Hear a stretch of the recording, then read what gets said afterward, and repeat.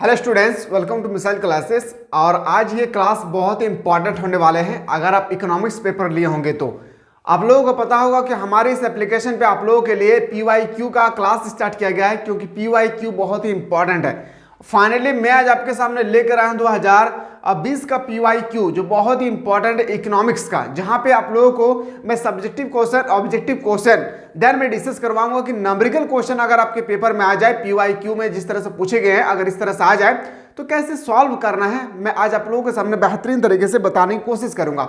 आप लोगों ने बहुत ज्यादा स्टूडेंट ने कमेंट किए सर सारा चीज का अपने तैयारी करवा रहे हैं PYQ का, पर अभी तक हम लोगों के लिए इकोनॉमिक्स के सेक्शन नहीं प्रोवाइड किए। तो फाइनली मैं आज आपके सामने लेकर आया इकोनॉमिक्स का सेक्शन नंबर 1। याद रखिएगा, क्लास देखने के बाद थोड़ा सा भी दिल से अच्छा लगे तो याद रखिए एक बार डन कर दीजिएगा। साथ ही साथ अपने चैनल पर बने रहे और ज्यादा से ज्यादा जितना ज्यादा हो सके अपने प्यारे प्यारे दोस्तों को शेयर करें, क्योंकि मेरे लाल इस बार इकोनॉमिक्स का पेपर बहुत ही टफ होने वाला है पिछले साल की तुलना में। पहले जैकबोर्ड एग्जाम को क्रिएट करते थे और अभी भी जैकबोर्ड ही कर रहे, पर इकोनॉमिक्स का जो पैटर्न है ना पूरा CBSE पैटर्न पर डाल दिया गया है। डरना नहीं है, जो चीज मैं बता रहा हूं बेहतरीन तरीके से करते रहना है। किसने अर्थशास्त्र को धन का विज्ञान कहा? एडम स्मिथ ने कहा था। आदमी नहीं होगा, एडम स्मिथ होगा, ठीक है। एडम स्मिथ ने कहा था, ऑप्शन नंबर याद रखिएगा, ठीक है। अगला क्वेश्चन आते हैं सूक्ष्म अर्थशास्त्र क्या है। देखिए मेरे लाल, ये आप लोग को जो है ना सूक्ष्म अर्थशास्त्र जो है इसको हम लोग व्यष्टि, याद रखिए क्या बोलते हैं सर, व्यष्टि अर्थशास्त्र भी बोलेंगे। एक होता है सर माइक्रो, एक होता है मिक्रो। देखिए अगर व्यष्टि की बात करें तो इसमें एक फॉर्म, एक उत्पादन, एक परिवार की मैं बात करूं।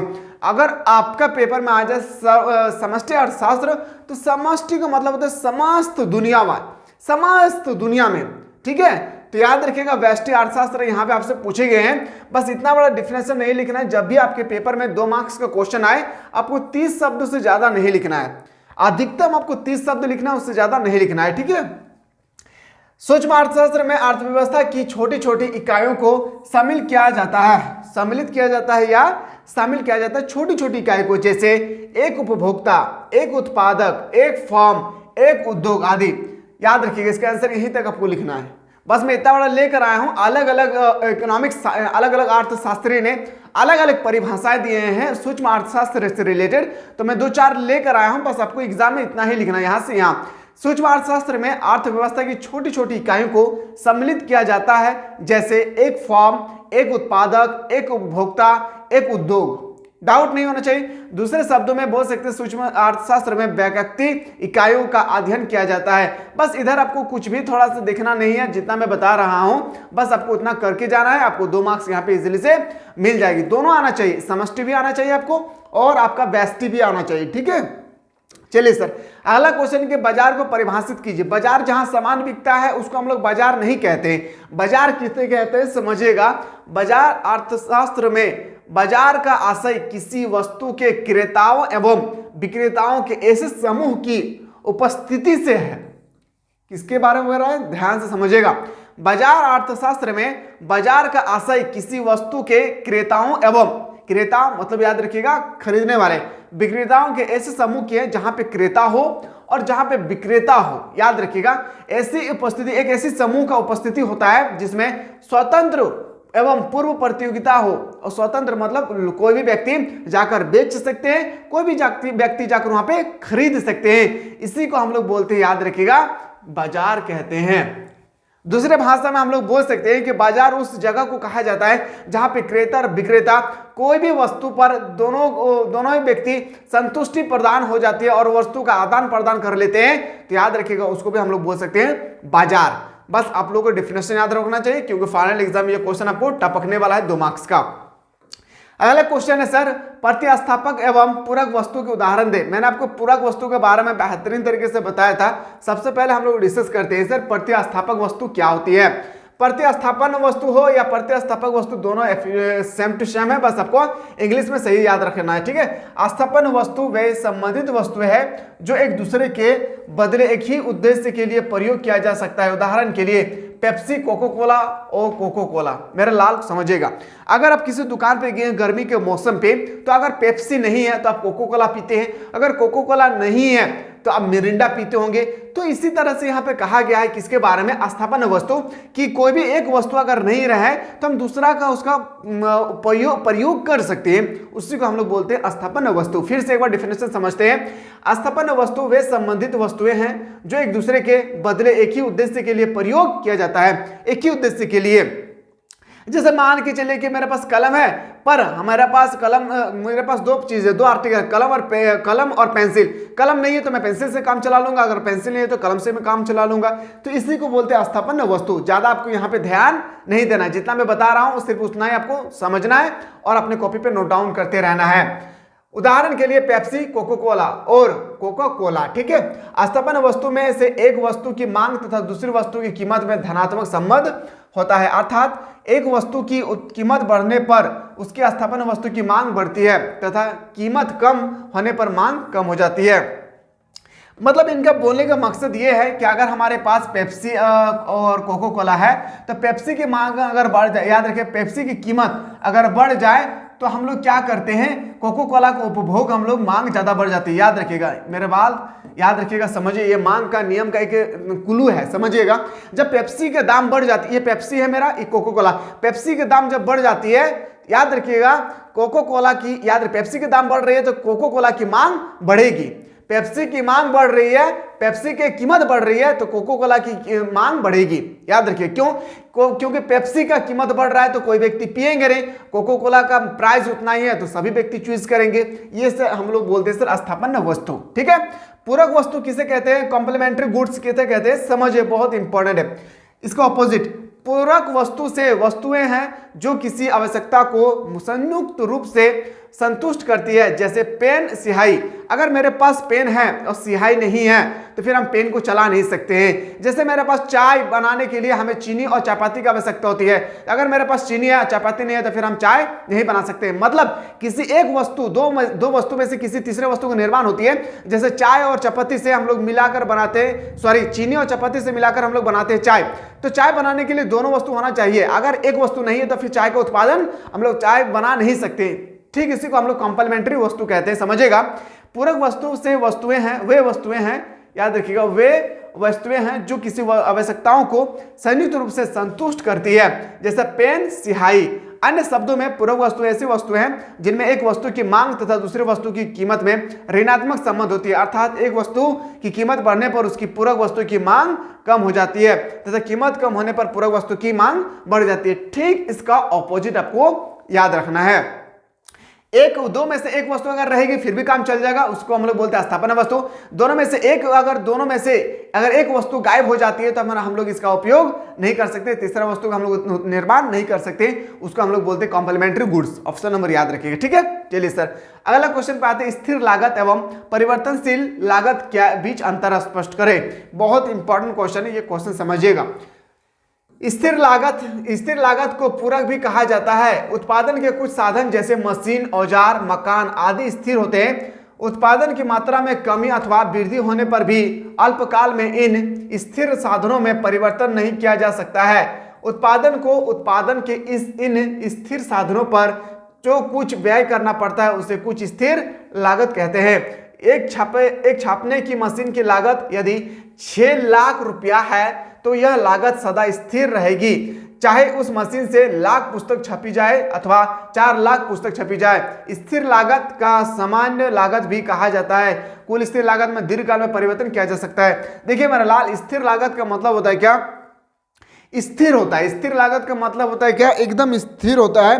किसी भी समय चाहे कोई भी परिस्थितियां आ जाए, क्या भी कोई भी सिचुएशन आ जाए उस वस्तु की दाम ना घटेगी और ना ही बढ़ेगी, उसको हम लोग बोलते हैं स्थिर लागत। जैसे एक मशीन की दाम मैं खरीद कर लाया हूं 6 लाख रुपया, अगर इस मशीन से मैं करोड़ों, मान लेते जेरॉक्स मशीन है 6 लाख रुपए का, 6 लाख रुपए का मैं जेरॉक्स मशीन खरीद के लाया और इस मशीन के माध्यम से अगर मैं करोड़ों रुपया का अर्निंग कर लिया हूं तो इसकी प्राइस 6 ही लाख रहेगा। दूसरे दुकान पे भी भले ही दुकानदार को क्यों ना मालूम चल जाए, पता चल जाए कि मैंने 6 करोड़ रुपया कमाया था 6 लाख के मशीन से, तो वो उस दुकानदार को यह अधिकार नहीं कि उनका दाम प्राइस वो बढ़ा दे। इसको हम लोग बोलते हैं स्थिर लागत। परिवर्तनशील लागत, ठीक इसका ऑपोजिट याद रखिएगा। परिवर्तनशील लागत को प्रमुख लागत भी कहा जाता है। जो परिवर्तनशील लागत है इसको हम लोग प्रमुख लागत भी कहते हैं। उत्पादन के कुछ साधन ऐसे हैं जो कम उत्पादन रहने पर घटाए जा सकते हैं तथा उत्पादन में वृद्धि के साथ इनमें वृद्धि भी की जा सकती है, इसलिए इन साधनों को परिवर्तनशील साधन कहा जाता है। उदाहरण कच्चे माल, श्रमिक, बिजली, कोयला इत्यादि का प्रयोग हम लोग करेंगे। आते हैं सर अगला क्वेश्चन है कि किसी अर्थव्यवस्था की किन्हीं 3 केंद्रीय समस्या क्या क्या है। तो 3 केंद्रीय समस्या होती है सर संसाधनों का आवंटन। पहला क्या होता है, क्या और कितना मात्रा में उत्पादन किया जाए, क्या और कितना उत्पादन किया जाए। दूसरा, कैसे उत्पादन किया जाए। तीसरा, किसके लिए उत्पादन किया जाए। तीनों जो है ना बहुत इंपॉर्टेंट है। इन तीनों में से आपको ऑप्शन में रहेगी, ये क्वेश्चन जो है ना ऑब्जेक्टिव में भी पूछा गया है अभी तक कई बार कि किसी अर्थव्यवस्था की 3 समस्याएं क्या क्या है, तो तीनों रहेगी और एक रहेगा इनमें से कोई नहीं। तो याद रखिएगा इनमें से कोई नहीं इसका सही उत्तर हो जाएगा, या इनमें से सभी रहेगी तो इनमें से सभी इसका सही उत्तर हो जाएगा। समझिएगा क्वेश्चन एक्चुअली क्या कहना चाहते हैं कि साधनों का आवंटन, ये आपको ध्यान नहीं देना है। पहला, क्या और कितना उत्पादन किया जाए, क्या और क्या कितना उत्पादन किया जाए, कैसे उत्पादन किया जाए, साथ ही साथ किसके लिए उत्पादन किया जाए, इसी को हम लोग बोलते हैं अर्थव्यवस्था का केंद्रीय समस्याएं। तीसरा है कि संसाधनों का पूर्ण उपयोग और आर्थिक कुशलता। अगर इन तीनों को लिखते हैं तो नीचे लिखने की कोई आवश्यकता नहीं है। अगर आप चाहते हैं कि नहीं मुझे ये तीनों को नहीं लिखना है, मुझे सिर्फ पहला, दूसरा, तीसरा लिखना है, तो भी आप लिख सकते हैं, लेकिन इन तीनों को लिखेंगे तो बेटर होगा। ए नंबर, बी नंबर और सी नंबर तीनों को लिखेंगे तो आपके लिए बेस्ट होगा। ठीक है, चलिए सर अगला क्वेश्चन है कि पूर्ति की लोच से आप क्या समझते हैं। What do you mean by elasticity of supply? किसी वस्तु की कीमत में परिवर्तन होने के फलस्वरूप उसकी पूर्ति में होने वाले परिवर्तन को माप को पूर्ति लोच कहते हैं। बस डेफिनेशन याद रख लेना है इसका। अगला क्वेश्चन पे आगाज करते हैं हम लोग। एक अधिकार को, ये क्वेश्चन आपके पेपर 2024 के पेपर में आपको डायरेक्टली देखने को मिलेंगे क्या कि एक अधिकार को परिभाषित करें। एक अधिकार बाजार क्या है, अनेक अधिकार बाजार क्या है, इसकी क्या क्या विशेषताएं, खासियत क्या क्या है, ये आपको बताना होगा। समझिएगा, बाजार का वह रूप जिसमें क्रेता एक होता है तथा विक्रेता अनेक। विक्रेता एक होता है, विक्रेता जो है ना बेचने वाला एक होता है तथा क्रेता अनेक होती है, खरीदने वाला अनेक होता है। एक अधिकार बाजार किसे कहते हैं, सिंपल समान सब समझिएगा कि खरीदने वाला बहुत ज्यादा होगा लेकिन बेचने वाला सिर्फ एक होगा, उसको हम लोग एक अधिकार बाजार कहते हैं। इस एकाधिकार बाजार कहते हैं। इस प्रकार के बाजार में एक अधिकारी द्वारा बेची जाने वाले वस्तु की कोई निकट प्रतिस्थापक नहीं होता है। एकाधिकार बाजार में सिर्फ एक ही फॉर्म होती है। इस प्रकार के बाजार में फॉर्मों के प्रवेश पर प्रतिबंध होता है। मतलब यहाँ पे अगर आप अंदर जाना चाहते हैं तो उसके लिए आपको रिक्वेस्ट भेजना पड़ेगा। इस बाजार में अगर जाना चाहते हैं, आपका एक अधिकार बाजार में अगर आप जाकर माल खरीदना चाहते हैं तो इसके लिए आपको रिक्वेस्ट भेजना होगा कि मैं खरीदना चाहता हूं। अब ये है इनकी विशेषताएं, याद रखिए क्या हो जाएगी इनकी विशेषताएं। पहला विशेषता है वस्तु का अकेला विक्रेता होती है। दूसरा, फॉर्म व उद्योग में अंतर समाप्त होता है। फॉर्म और उद्योग में क्या होती है, अंतर समाप्त हो जाता है। बाजार में वस्तु के निकट स्थापन का अभाव होती है। फॉर्म कीमत निर्भरता होती है। फॉर्म अपने से समान अथवा विभिन्न कीमतों को वसूल कर सकती है। और इतना सारा पॉइंट है जो आपको बेहतरीन तरीके से करना है। सारा पॉइंट को एक बार अच्छी तरह से नोट डाउन कर लीजिएगा। इससे पहले भी मैंने कई बार आप लोगों को बता चुका हूं कि एक अधिकार बाजार क्या है, अनेक अधिकार बाजार क्या है, मैं बेहतरीन तरीके से बता चुका हूं। एक बार आप लोग जाकर पिछला वीडियो में देख सकते हैं। आते हैं सर अगला क्वेश्चन, मांग की रेखा नीचे दाईं ओर क्यों झुक जाती है। यह क्वेश्चन मुझे पूरा याद है मेरे लाल की मेरे पेपर, याद रखिएगा 2014 और 2016 के पेपर में कंटिन्यू पूछा गया था। खैर हम लोग ये डिस्कस कर रहे हैं 2022 का पेपर है, ठीक है। मांग की रेखा नीचे दाईं ओर क्यों झुकती है, समझेगा। पहला पॉइंट आपको याद रखना होगा, घटती सीमांत उपभोक्ता का नियम। क्या नियम है मेरे भाई, इस नियम के अनुसार किसी वस्तु की अधिक इकाई के उपभोग से सीमांत उपयोगिता घटती जाती है, यहाँ बढ़ते जाते नहीं है, घटती जाती है। यार देख रहे क्या जगह घटती जाती है, इसलिए वस्तु को अधिक मात्रा तभी खरीदी जाएगी जब कीमत कम होगी। कोई भी सामान हम लोग अधिक कब खरीदते हैं पता है, जब उसकी मात्रा कम हो जाती है। जैसे एग्जांपल में बता दूं, मान लेते हैं अभी आलू, मान लेते हैं अगर 2 रुपया किलो कर देंगे तो हम लोग 10 रुपया, हम लोग अभी आलू 20 रुपये किलो है, अगर अभी मान लेते हैं कि आलू कर दिया 3 रुपया किलो, तो हम लोग क्या करेंगे, 5 किलो 6 किलो लेंगे नहीं, हमारे पूरा बोरी को उठा कर ले आएंगे घर। क्यों, क्योंकि दाम घटा है तो मांग बढ़ेगी, याद रखिएगा, ठीक है।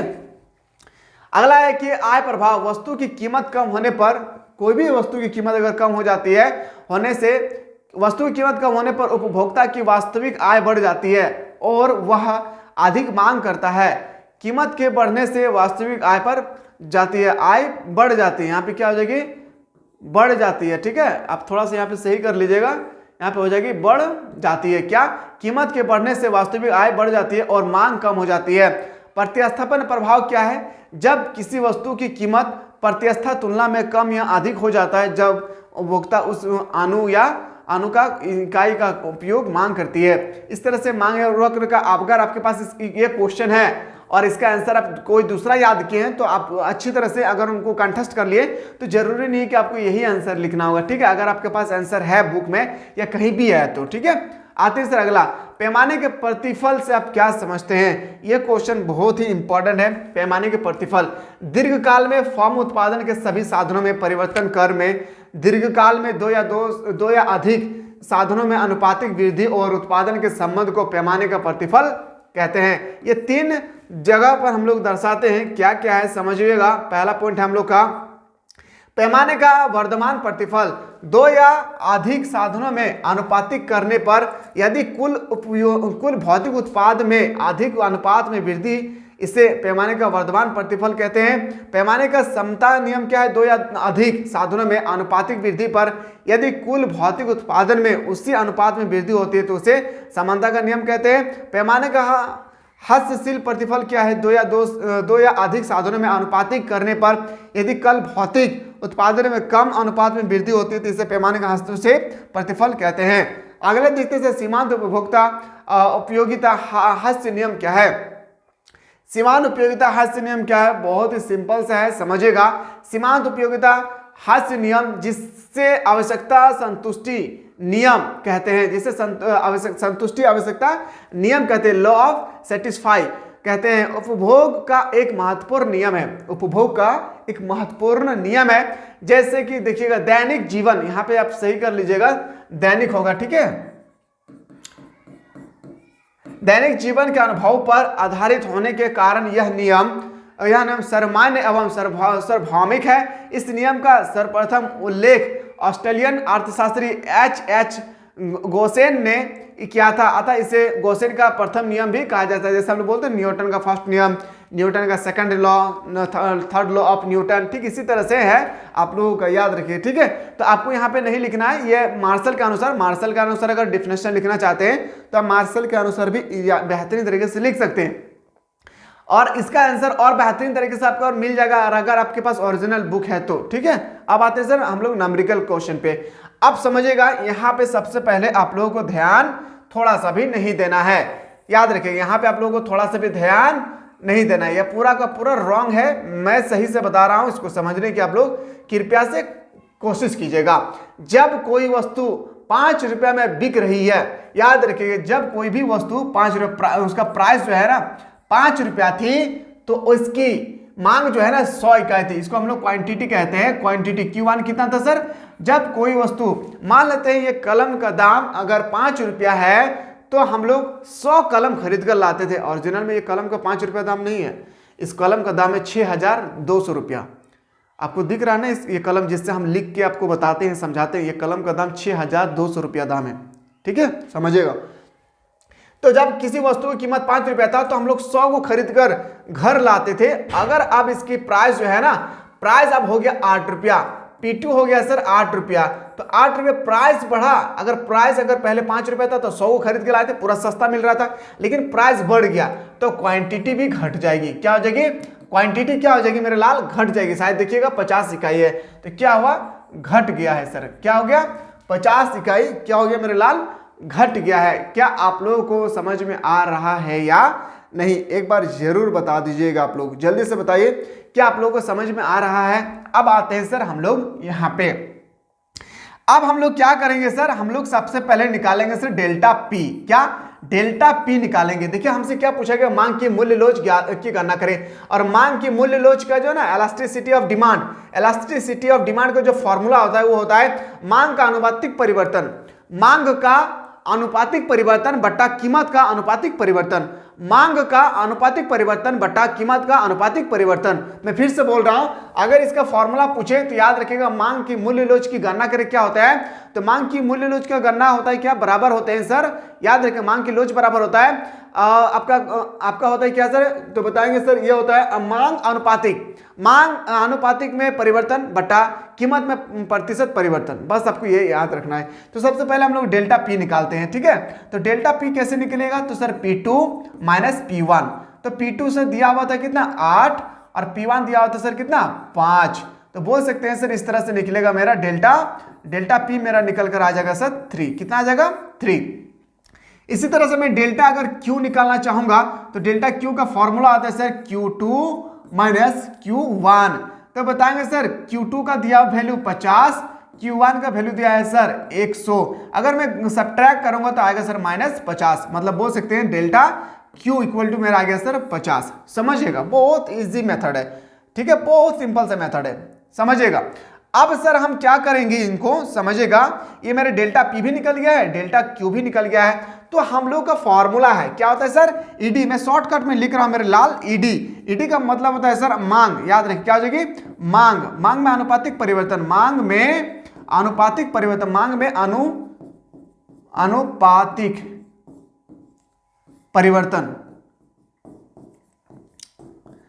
अनुपातिक परिवर्तन बटा कीमत में अनुपातिक परिवर्तन या प्रतिशत परिवर्तन, ठीक है। तो ये हम लोग का फॉर्मूला है, अब हम लोग को सॉल्व करना है सर। याद रखिएगा मांग का मतलब होता है सर, याद रखिएगा डिमांड, तो डिमांड मेरा दिया है सर -50 और बट्टा कीमत में अनुपातिक परिवर्तन कितना निकाले अभी हम लोग जस्ट 3, बस मेरा हो गया सर आंसर। याद रखिए क्या हो जाएगी -50 बटा 3, ये है रहा सर हम लोगों का आंसर।